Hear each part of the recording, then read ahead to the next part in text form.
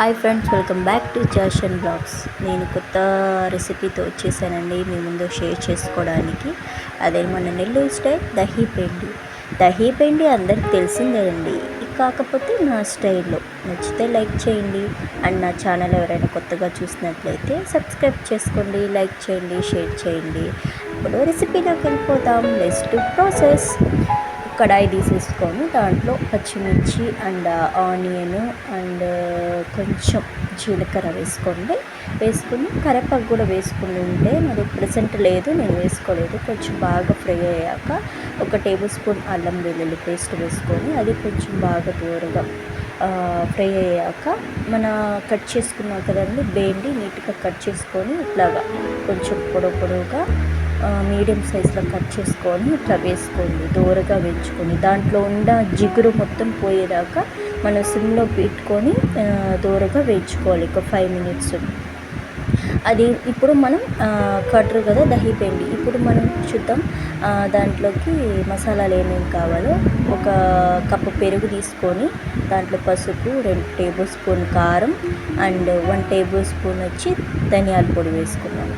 అది కొంచెం బాగా మిక్స్ చేసేసి మనం పక్కన పెట్టేసుకోవాలి. చూడండి నేను వేస్తున్నాను కదా అట్లాగా. మా ఆయన నిన్న ఒక ప్యాకెట్ తెచ్చాడండి, అది సగం కర్రీలో వేసాను, ఇంకా సగం మిగిలిపోయింది. ఏం చేయాలబ్బా, వేస్ట్ అవ్వకూడదు. అండ్ ఇప్పుడు మనీ సేవ్ చేసుకోవాలంటే ఇలాంటి టైంలో కదండి. అండ్ ఏంటంటే టమాటా రేట్ ఎక్కువ ఉన్నప్పుడు ఇలాంటి సింపుల్గా ఒక 5 మినిట్స్లో అయిపోయి కర్రీ చేసుకొని తినండి. చపాతీలోకి, అన్నంలోకి చాలా టేస్టీగా ఉంటుంది. చూడండి ఇప్పుడు మన బెండకాయ మొత్తం బాగా జిగురిపోయి కొంచెం మెత్తబడిపోయింది కదా. ఈ టైంలో మనం మ్యాగ్నేట్ చేసుకున్న కర్రీ మొత్తం దాంట్లో వేసేయడం.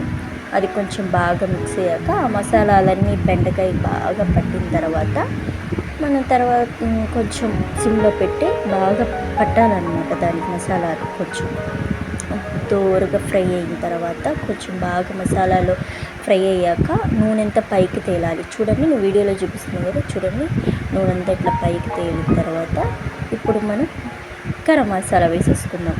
ఈ టైంలోనే కొంచెం కొత్తిమీర వింటే వేసేసుకోండి, టేస్ట్ సూపర్ ఉంటుంది. ప్రెసెంట్ నా దగ్గర లేదు, నేను వేయలేదు.